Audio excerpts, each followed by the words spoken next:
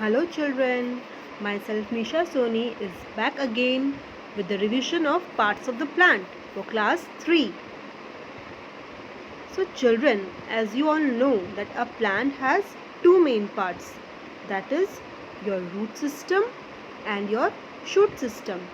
Shoot, it grows above the ground and root is usually underground. Okay. So roots generally grow below the ground. And what are their functions? They keep the plant fixed to the soil and they help the plant to absorb water and nutrients present in the soil. Now why do the plant need to absorb water and nutrients? To prepare its own food and also to grow well. Now children, there are two types of roots, that is your taproot and fibrous root. Now let us know about them. Taproot.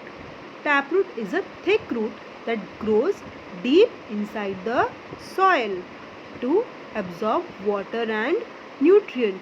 The example of taproot is your radish, beetroot, carrot. Okay, all these are types of taproot that store food. Now next is your fibrous roots. Now fibrous roots are small branching roots. They are small branching roots. Okay, there are number of small roots that grow into the ground. They are not deep like the taproot. Okay, so in the example here you can see onion, wheat, and you must have also seen the roots of the grass. All these are fibrous roots. Now children, let us know about stem. So what is stem?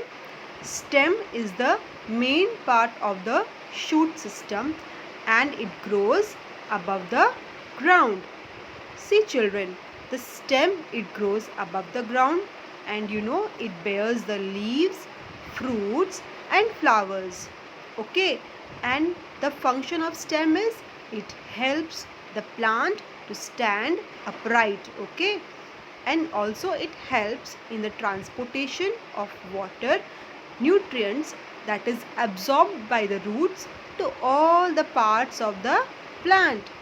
Now some of the stem also store food like your sugarcane, potato, ginger. Now children, stems can be soft, hard, weak or strong. Now depending on that, we can classify our plants into trees like your mango tree, apple tree. They have strong stem, very thick stem, that is called their trunk. Then we can classify them into shrubs. Shrubs are short woody stems. Okay, shrubs have short woody stems like your rose plant, your tulsi plant. Okay, then comes your herbs. Now herbs, they also have green stems. Okay, but the stem is weak like your mint, coriander. Okay, they are having weak stems. Then comes your creepers.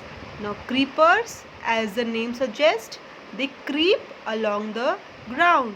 The stem is so weak that they cannot stand upright like your watermelon, your pumpkin. Okay, then comes your climbers. Now climbers, as the name suggests, the climbers, they climb with the help of the stick or with the help of a wall. Now their stem is so weak that they cannot also stand upright. Okay, like your money plant, your grapevine.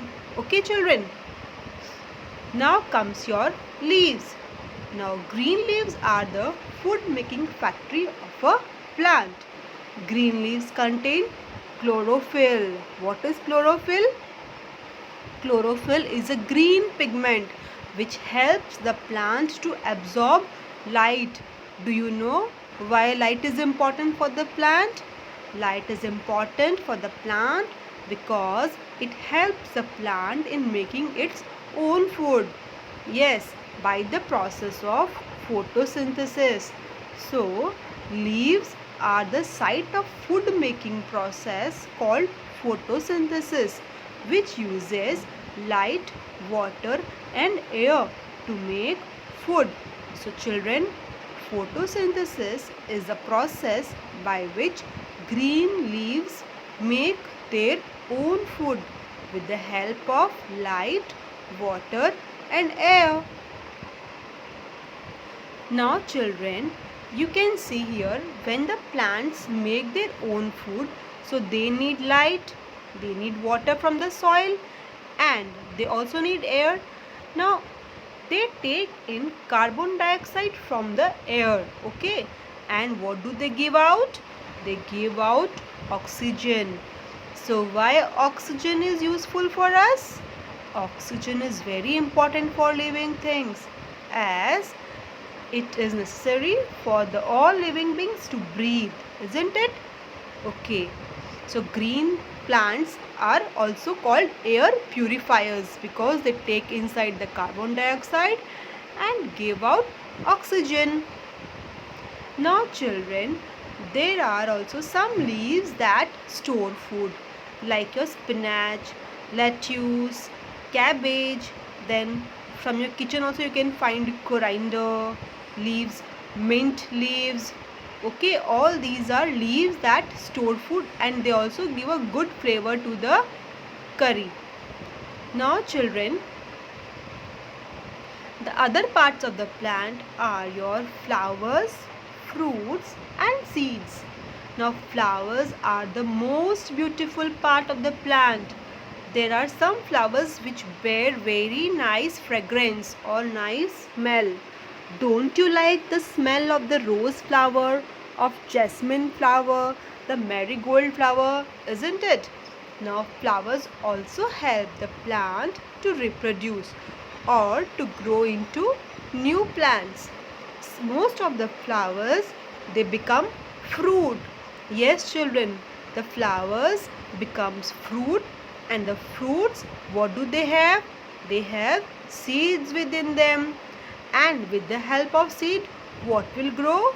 A new plant will grow. So here you can see that from seeds a new plant grows. Okay, how it will grow? When you bury a seed deep inside the soil, you give proper amount of water and light and proper air is there, then the seed will grow into a new plant. Then from the new plant a big plant will grow. Then the big plant will have flowers, and most of the flowers, they become what? They become fruit. And the fruit, what it will have? It will have seed, and from the seed again a new plant will grow. What an amazing thing, isn't it? This is the beauty of nature. Now children, some fruits, they bear one seed, like your mango, avocado, okay. Some fruits, they bear few seeds, like your orange, apple. And some fruits, they have many number of seeds, like your watermelon, okay children. And some fruits, they also mostly they do not have seed, like your banana. It has very few seeds, okay. Now children, the seeds grow into a new plant, and what is that process called? That process is called germination. The growth of a seed into a new plant is called germination, okay. Now here you can see how beautifully the seed is growing into a new plant. It is buried inside the soil, and you can see that from the seed how the root and shoot is developing. What an interesting process. Okay, so by this process a new plant grows. This is called germination. So with this children, we end this topic of parts of the plant. Hope you must have enjoyed learning. Thank you.